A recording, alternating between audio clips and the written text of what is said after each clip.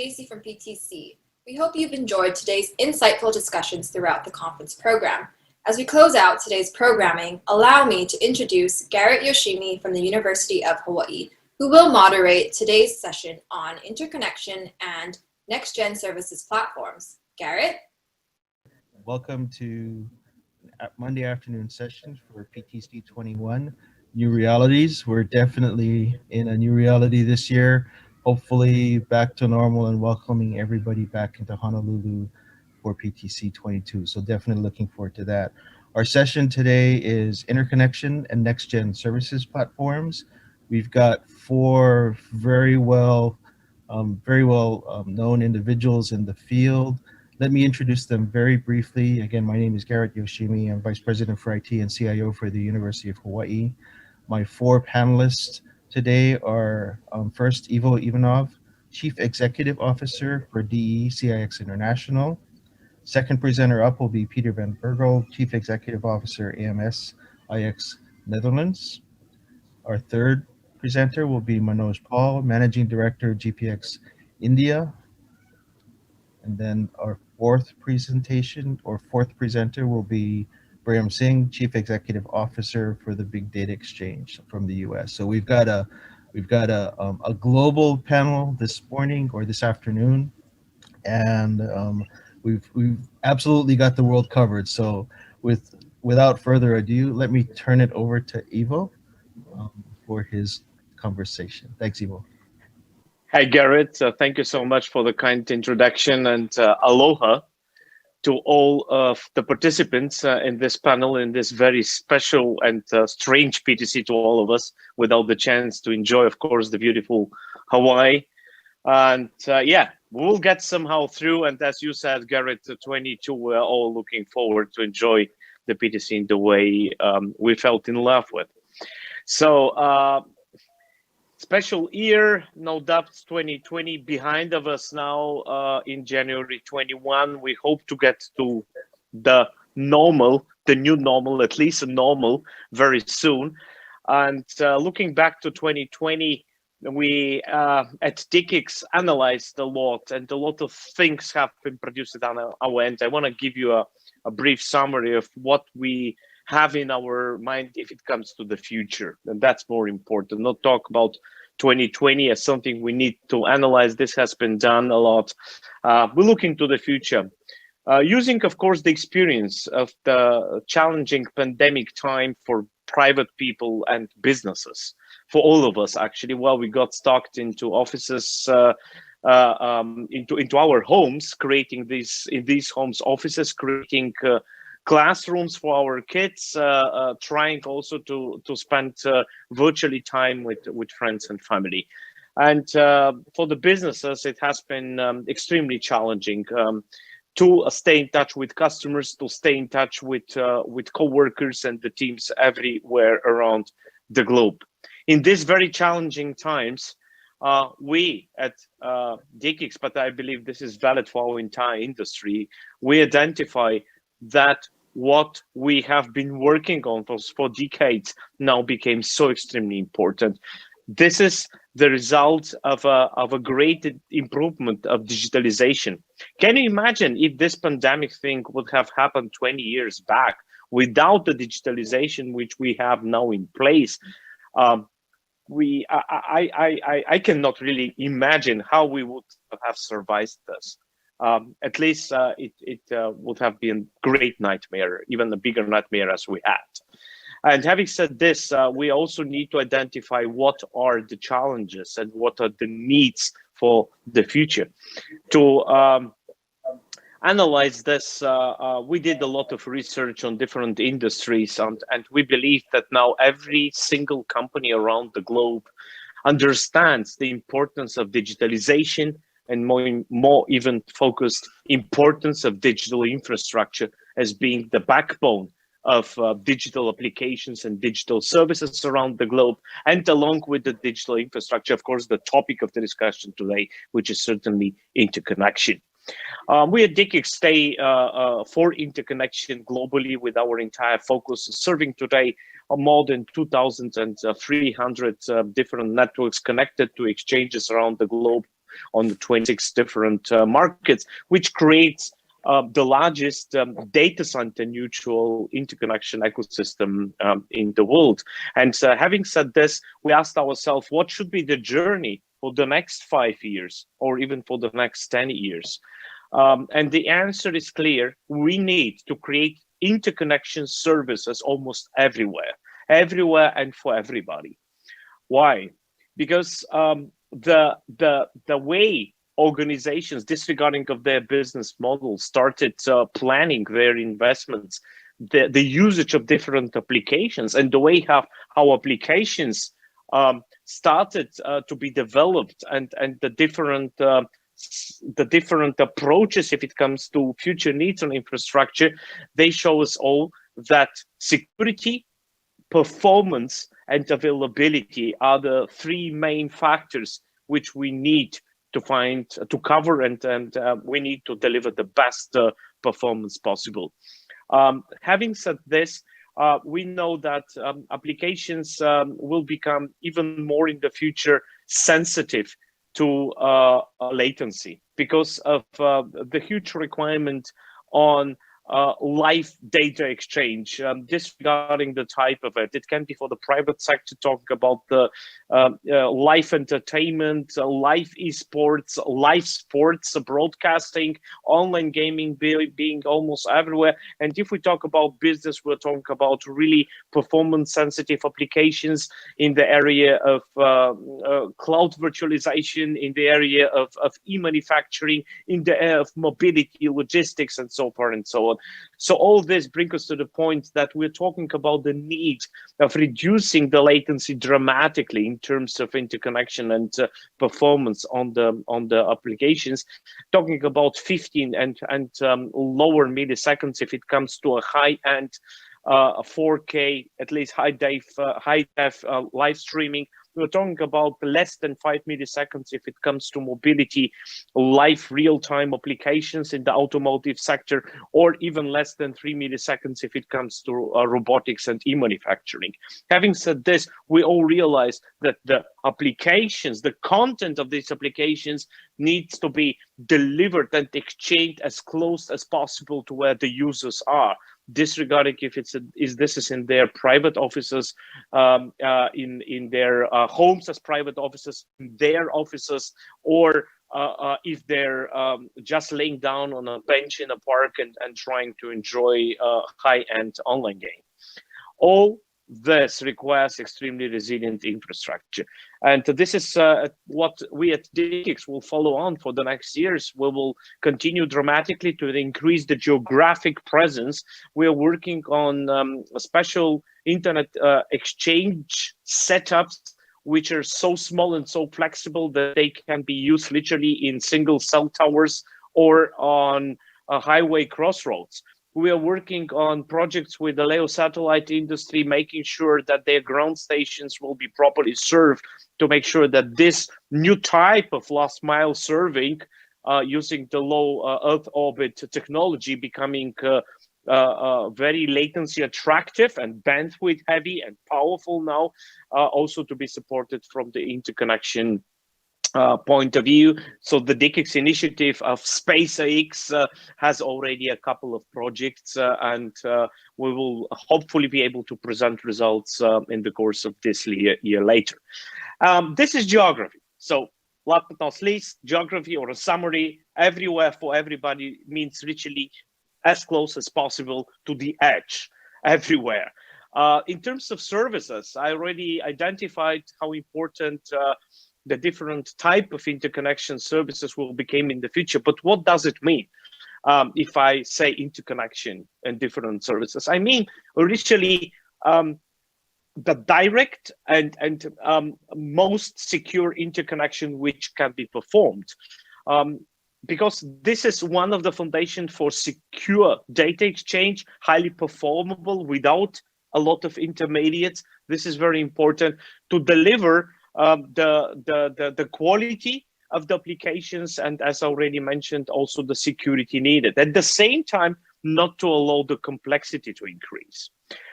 We see, as at the beginning, every single different type of organization today will become digitally one day if they're not already digital. And a lot of organizations are entirely digital. Even those who just manufacture analog products like bottled water, they have digital processes and structures behind the production of their products.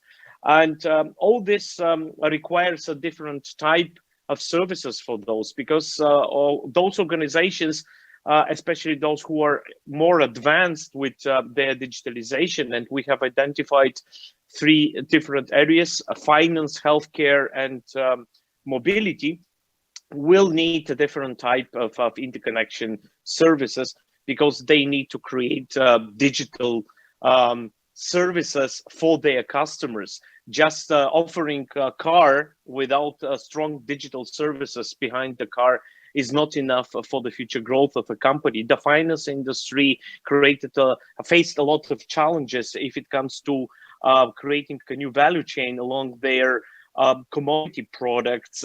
Like, they do not need to serve the mortgage, but they also want to deliver the real estate agency and other services left, right from this commodity product. The same is valid for a sector like the e-health, where we see that remote patient management, virtual doctor visits, they become extremely important. And we asked ourselves at DE-CIX how we can support the entire industry, but especially this type of industry segments, which are really the early adopters. And we were lucky enough to be able to introduce in 2020 the concept of the Enterprise Interconnection Federation for enterprise-grade interconnection services, with a lot of different closed user groups options. Different enterprises from different sectors can enjoy on the DE-CIX platforms, and I believe this will be a huge trend for the next years. One example, if it comes to a closed user group, can be the example of a car manufacturer who certainly is they are all driving into the area of building up their network, getting involved in the connectivity, because they want to create digital assets. And without controlling the infrastructure, they cannot create this digital asset. So they need to know who sends data into the car and who receives data from the car. And that, we can imagine, those can be thousands, 100,000s of different organizations being so interested to deliver data into the car and get data out of the car and use it for different purposes. Having said this, we all imagine that if interconnection will happen in this example on a commodity way, that this will not do the trick, because a lot of intermediates will be involved, still stay involved, and this will not allow the direct interconnection between the car manufacturer network and all the organizations who want to deliver data into the car and get data out of the car. And then the second, it cannot scale, because if all these different organizations need to interconnect with the car manufacturer bilaterally, we will probably end up into an unmanageable number of private interconnects or bilateral interconnects. So the solution DE-CIX has introduced relies on the logic of a direct interconnection, but aggregating many to one, many to many in virtualized private interconnection ecosystems. You can describe it as a private virtual internet exchange of one entity, which in this example is the car manufacturer, on top of the existing platforms. This will allow aggregation of many to one, which is in this case the car manufacturer, and will allow a closed environment where security requirements, but also compliance requirements, regulatory wise, legally wise, can be managed by the owner of the closed user group, as the car manufacturer in our example. In this case, the car manufacturer will not need 50,000 or even plus bilateral interconnections globally, probably 50 closed user groups in different regulatory environments, and this is the future we talk about and we think about will be needed to be served. The same example can be transferred to finance, to healthcare, as I mentioned, or actually almost to every single different industry segment. And if different closed user group owners they come to the agreement that they have the same need or similar need, then they can create their federation. So at DE-CIX Enterprise Interconnection Federation concept, there are also industry federations available, like the finance one, the automotive one, and so forth and so on. And last but not least, on a short term, I believe that with our service, we started with Microsoft, the maps one, we can cover already a huge demand on the enterprise level, which is the demand of Microsoft 365 connectivity everywhere on the shortest layer 2 path possible. And this is what we offer now around the globe. So in a summary, the interconnection services in the future will be driven by creation of setups in the closest proximity to the end users in offices and homes. That means everywhere. And on the service side, we will need different types of services which cover the needs, especially of enterprises in the future, to get better control on the traffic flow of their networks from their customers in a secure and compliant environment. Thank you so much for the attention so far. Thanks, Ivo. Really appreciate it. Good coverage of the topic, and I'm sure we'll have a lot of both parallel as well as complementary conversations as we go through the remainder of the panel. Let me go next to Peter. Peter, if you can maybe jump in and continue the conversation from your perspective. Yeah, thank you, Garret. Yeah, what else is there to say, right? After such a pitch by Ivo. I don't think it will come as a surprise. AMS-IX being an internet exchange like DE-CIX, we're doing very similar things and launching very similar services. So I won't go into that too much. The way we look at things is also maybe from a slightly different angle, or not that we look at things differently, but we try and look at it from a different angle as well. And that's maybe best described as the digital transformation, right? Many of us find ourselves in the digital transformation. It's also a bit of a container or buzzword. However, as Ivo was already alluding to, this whole digitization and companies realizing they have to get onto this digital bandwagon, I think is clear. Of course, both of us our home base is in Europe, and I think we have been somewhat fortunate that maybe we're a little bit ahead of some other parts of the world. But we're also seeing that other parts of the world are catching up very, very rapidly, and sometimes leapfrogging, not dealing or having to deal with some of the challenges we've seen ourselves in the past couple of years. One of the other ways we look at this is that the internet may be one of the best inventions ever. Right? It has allowed us in a very short amount of time to connect the world, in essence, and share this knowledge and share this experience, but also really be able to connect both virtually and physically, and it's been a tremendous achievement by everybody involved so far.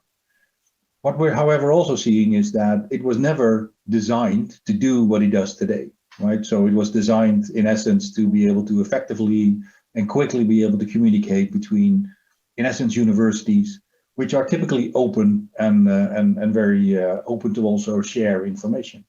And now it's become this all-pervasive, everywhere, constantly present, constantly online thing that is also potentially growing out of control. So we are seeing things like privacy, we are seeing things like security in general becoming an issue. We're also seeing all kinds of political reasons becoming important on the internet, and governments trying to sort of exert power over it as well. Whereas the technology, of course, is not necessarily bound by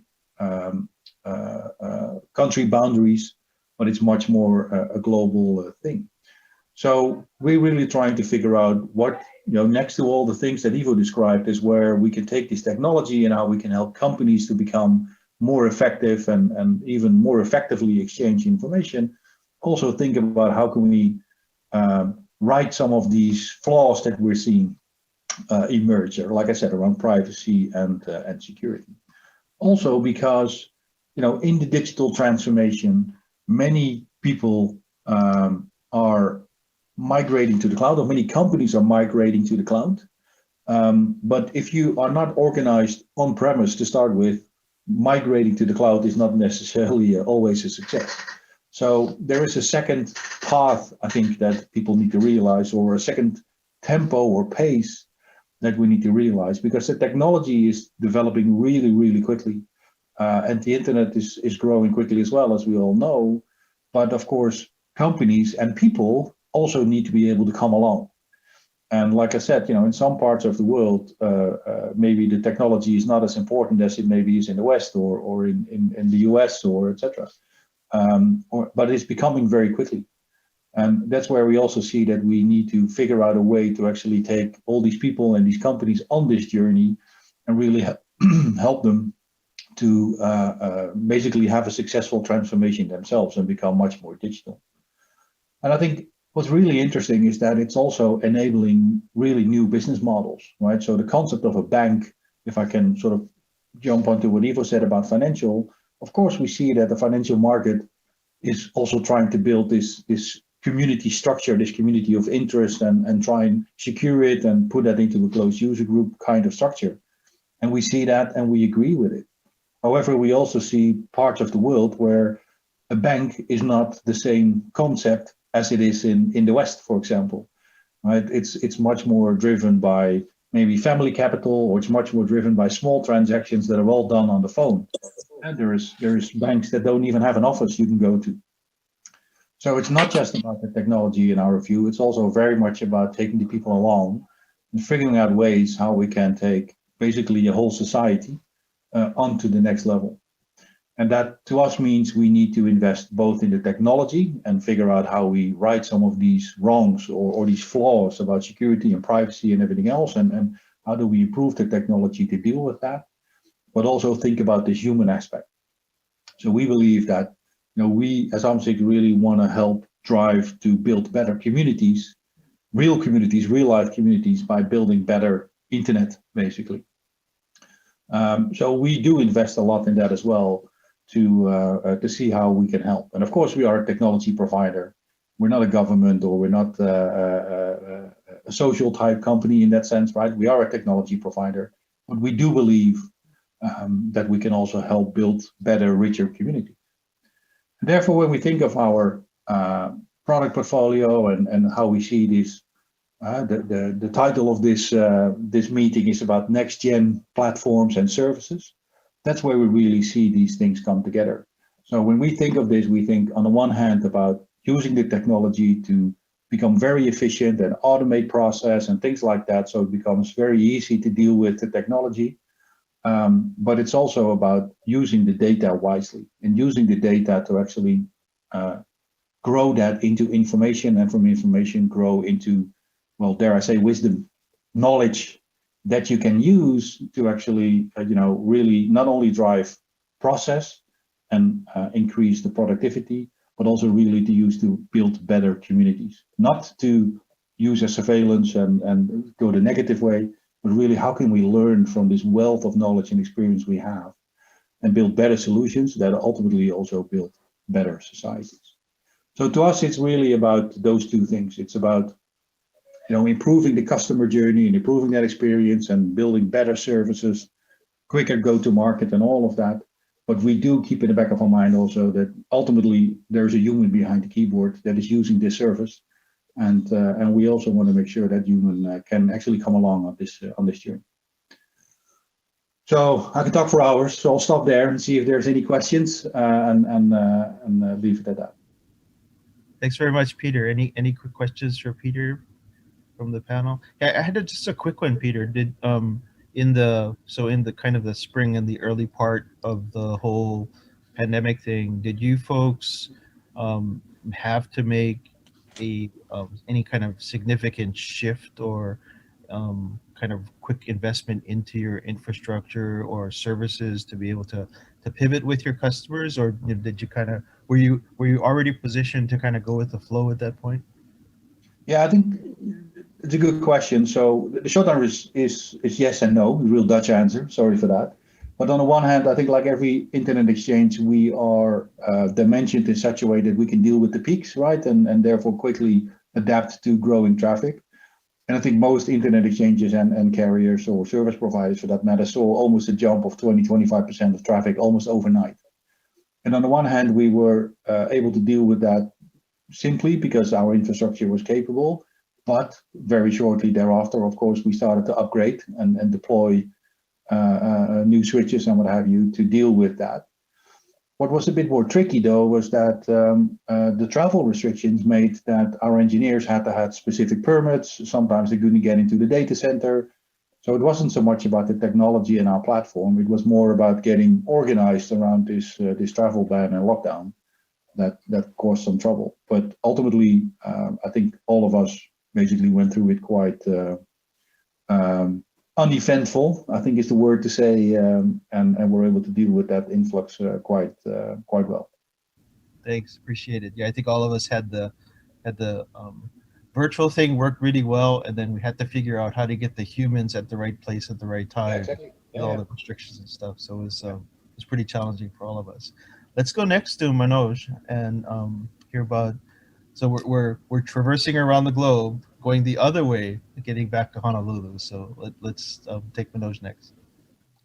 Thanks, Garret, and a warm good morning, good afternoon, good evening to the other panelists and those who are watching this webinar. Well, to set the background, let me just tell that I'm the Managing Director of GPX India. We run Tier 4 data centers, which is content, cloud, and carrier-rich data center in Mumbai. Recently, Equinix announced to acquire GPX India, and we expect the transaction to get completed in the Q1 of 2021. Well, to start my discussion, let me mention a few anecdotes. A few weeks back, I received a very interesting message from my nearby grocery store. It had a link, and the link took me to a site where I could see all the items that he had in his store along with the packed quantity. And I could order there, make payment, and the stuff got delivered at home. Nothing unusual. There are so many sites doing it. But the most unusual part was, this is the mom and pop store. That store is a single store with just 200 or 250 square feet of space, adopting technology, going digital to cater to customer considering the pandemic situation. And this is the same mom and pop store which before the pandemic would not even accept a credit card payment. So enterprises, not only large, medium, and small, but even the micro enterprises are really going digital and then realizing that unless they go digital, they will not be really able to survive. It's a question of survival. Now, the other day I was passing through his shop. I walked in, made some purchase, and I used my mobile wallet to make the payment.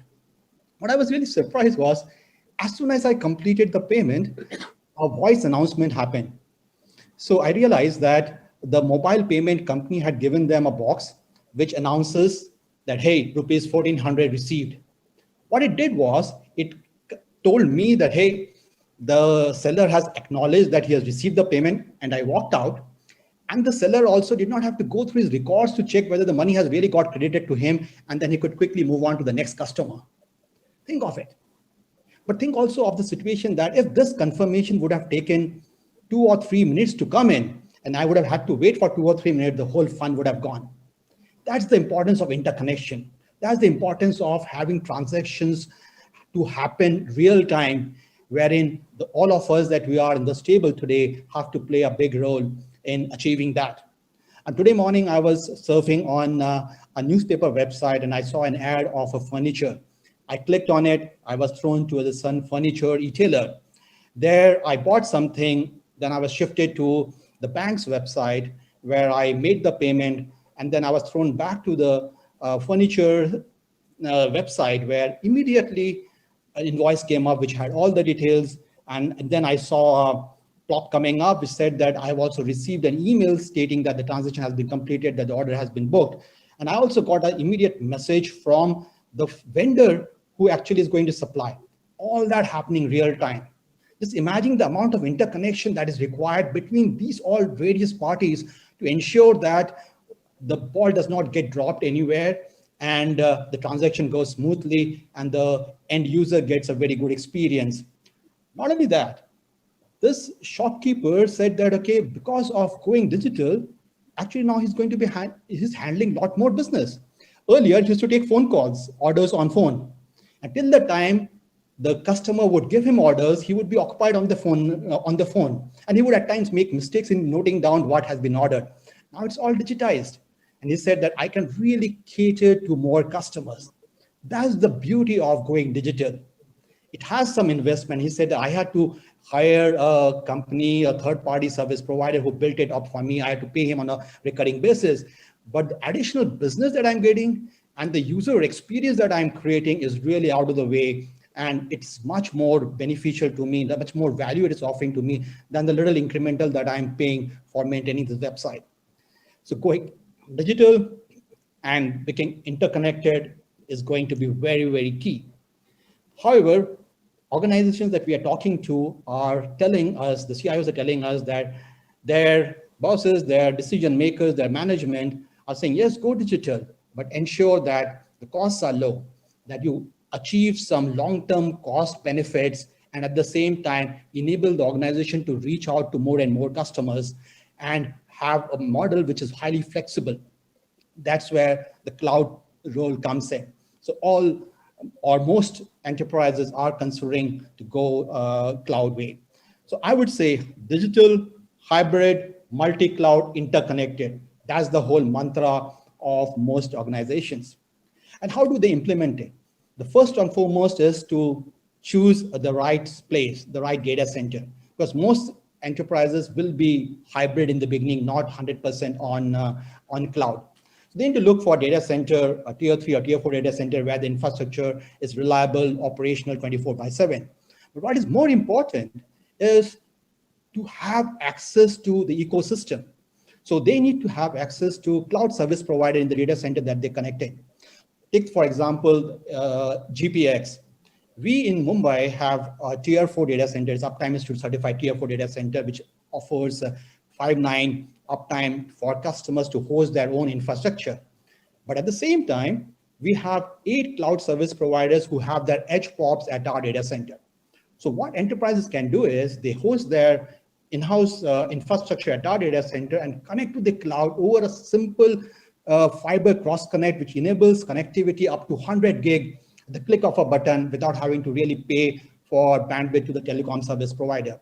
Not only that, you also have a cloud exchange so that on a single port, customer can really have multiple cloud service providers and shift traffic here and there.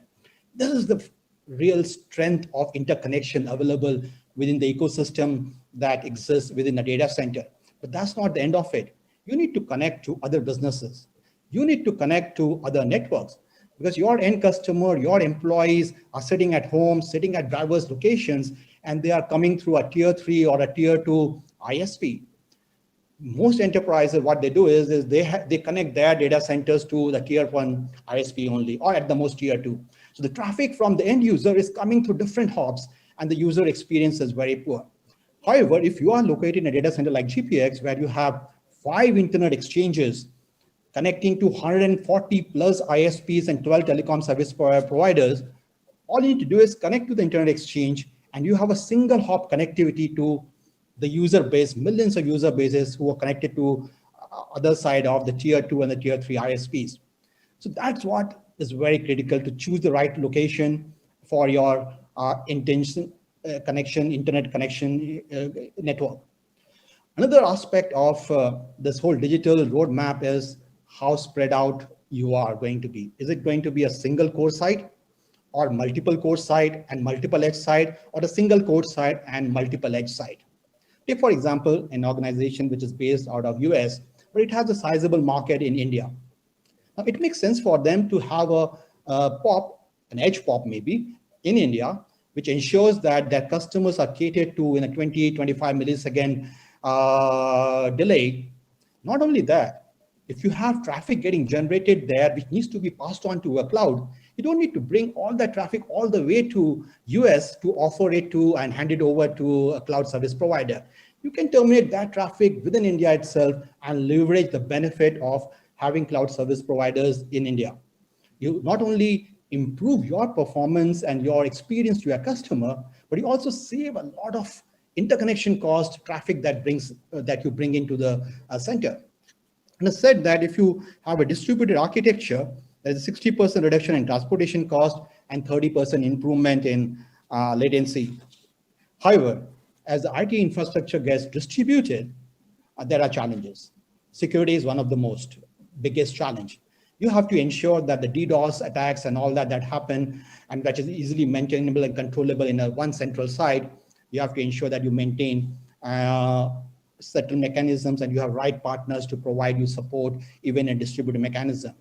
But otherwise also, security is going to be a big challenge in a digitized world where users are coming in through different devices from their homes and from other places, and they're logging into your servers, and you also now need to create APIs to allow your vendors and your partners to get directly into your system and then do business.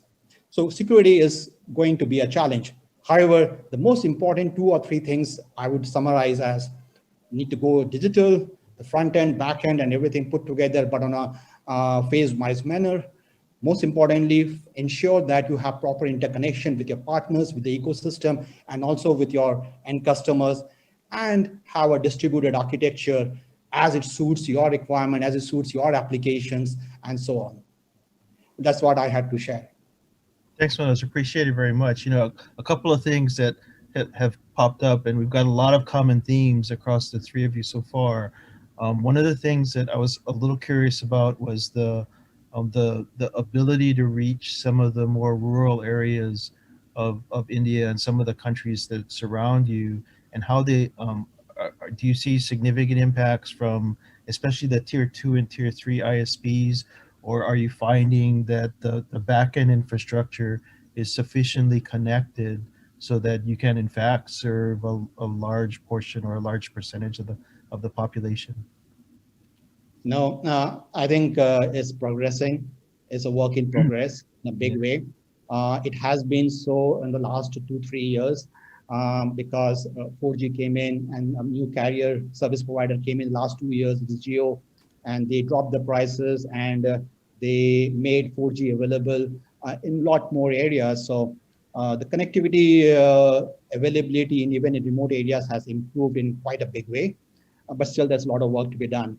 And the biggest effort that is needed is in fiber networks. That is where the whole focus is today because of work from home, students studying at home, and people realizing that this is going to continue to be the normal. Not everything is going to go back to the classrooms, or not everybody is going to go back all 5 days, 6 days a week at offices. So we see big growth in fiber networks, big spurt in business by these fiber service providers, the ISPs, and that is going to be really very healthy because everything. India has been very focused on mobile networks. Most of the internet users, 80% of the internet users connect to internet through mobile networks, but now things are going to change. Agree. Thanks very much. Appreciate it. We see some of the similar challenge. Well, so even in Hawaii, we see some of the similar challenges in our rural networks, and then more so in the Pacific Islands areas that we work with. Thanks, Manoj. Let's move on to Braham. Braham, sorry. Our last but not least, our presenter now from the US, but joining us from China today. Braham. Hi, thank you, everyone. Yes, I may live in the States, but our business is here in Asia, China, Hong Kong, Singapore, Southeast Asia. So BDX, just to quickly give you an introduction. So I'm the CEO of BDX, and we have data centers in Nanjing, Guangzhou, Hong Kong, Singapore, and soon in Indonesia and in India. Manoj was giving an anecdote about his neighborhood grocery shop. In China, outside the McDonald's in Nanjing, there's a beggar, and the gentleman has got a QR code on his mug, on his, and you put money there, and he'll treat you with the contempt you deserve. You're supposed to put your Alipay, scan the QR code, and give him the money. China has been hugely digitized way before the pandemic. This is something that would strike anyone who came to China, how money there's no paper money anymore. China invented, I think it was the Song dynasty, they invented money, paper money, and today paper money is of no use here. The young people don't carry money anymore. It's all Alipay and WeChat. This is way before the pandemic. It was for years before the pandemic we were noticing this. What the pandemic has done is simply accelerated the trend, caused our businesses, as both my friend from the exchanges and Manoj from GPX will testify, our businesses have grown exponentially. I can't build fast enough. I was a very good-looking young man 1 year ago, and I've aged in 1 year simply because of the pressures of having to build in a pandemic. What you've seen in the pandemic, just digressing quickly, sales has not been affected. Office work from home goes on wonderfully. Sales I can close on Zoom. The problem has been to build. So I've had to, for example, I'm stationed in Hong Kong. I had to come to Nanjing and finally, because my data center was being built by remote control, and finally one had no choice, and I had to take a 14-day quarantine to be allowed in. When I go back to Hong Kong, I would have 14 days quarantine again. Luckily, they waived it. It's just been very challenging building in the times of COVID. Well, back again to what we were talking about. Yes, huge digitization in China, huge digitization across Asia, India, you just heard. However, interestingly enough, internet exchanges are treated suspiciously in many parts of Asia for two reasons. Firstly, the governments are uneasy and number two, of course, we have large incumbents here who don't take kindly to internet exchanges. Europe is a definite pioneer. In the States, we were sitting in the States and watching in awe as AMS-IX and DE-CIX started the concept of the internet exchange, and the way it took off so widely in Asia, in Europe. In the US too, you may think Europe was all about free enterprise. It is not compared to, we like our cabals. And as a result, internet exchanges were not that popular in the States, and DE-CIX had to come into the US and actually set up their shop here in the States. So the concept is definitely a European concept. More, congratulations to, we applaud them for what they have done with internet exchanges. Asia, as I said, is way behind also. Manoj is definitely a pioneer, a modest fella, but GPX has been, is a pioneer when it comes to internet exchanges in India. One should ask him the question, all the travails about setting up internet exchanges in India and how the exchange, the government exchange is still, is a little short of a joke. GPX, on the other hand, has established a robust exchange platform there, and that is how data centers, a data center when it is full, and there are no more racks to sell, right? Then it's the exchange, it's the interconnect revenues that come in. And so just from a purely business perspective, the exchange is important. From a social benefit point of view, Manoj explained what it's all about. Now, Hong Kong and Singapore, of course, are ahead in the game. We again, I used to work for Hutchison when we brought AMS-IX into Hong Kong as the first overseas exchange there. So AMS-IX is in Hong Kong, and exchanges are very popular in Hong Kong and Singapore. Like I said, growing in Asia, in India, not so much in China as yet. But for us, it is bread and butter.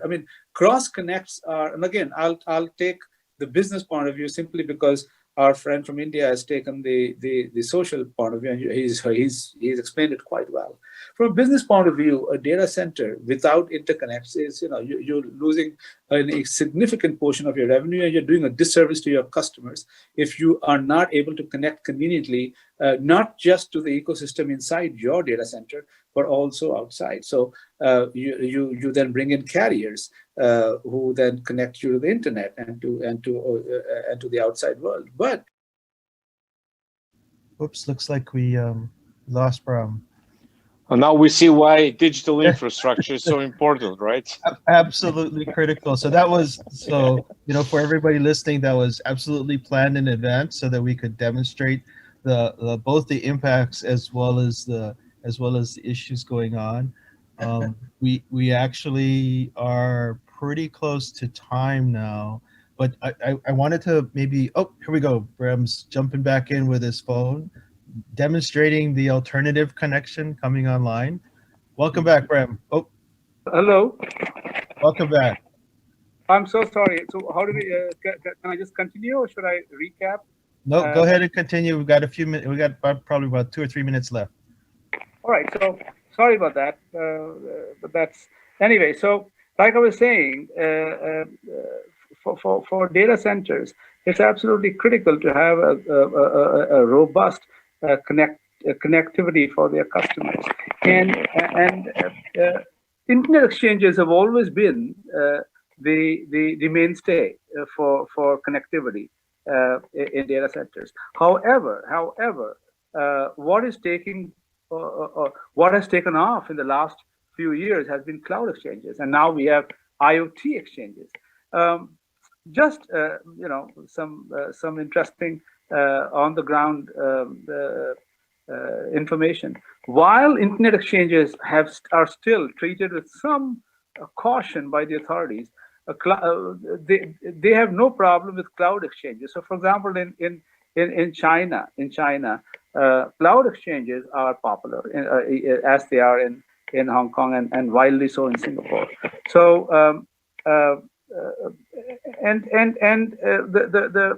what I discovered was, again, being an old timer, a few years ago when we were fighting to establish exchanges in India, which of course then Manoj went and did with aplomb, fighting to have it in China and elsewhere.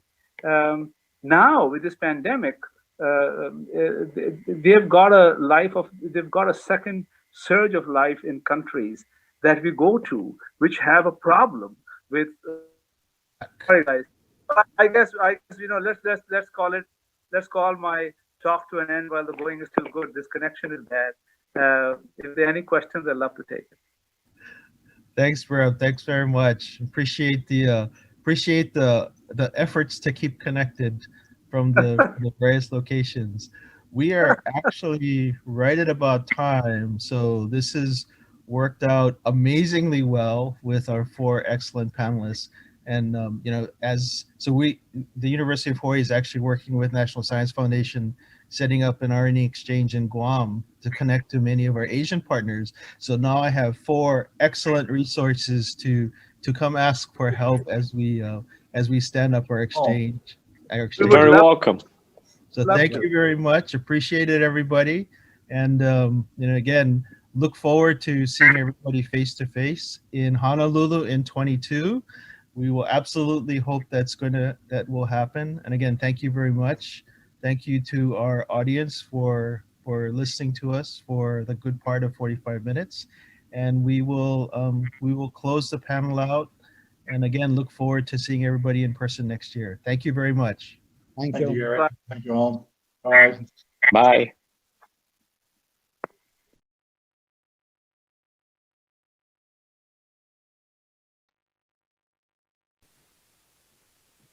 Thank you all for joining us. For all the women in the audience, don't forget the PTC Women's Reception is up next. Head over to the PTC Networking Lounge and click on the link to join the reception. Have a great evening, everyone.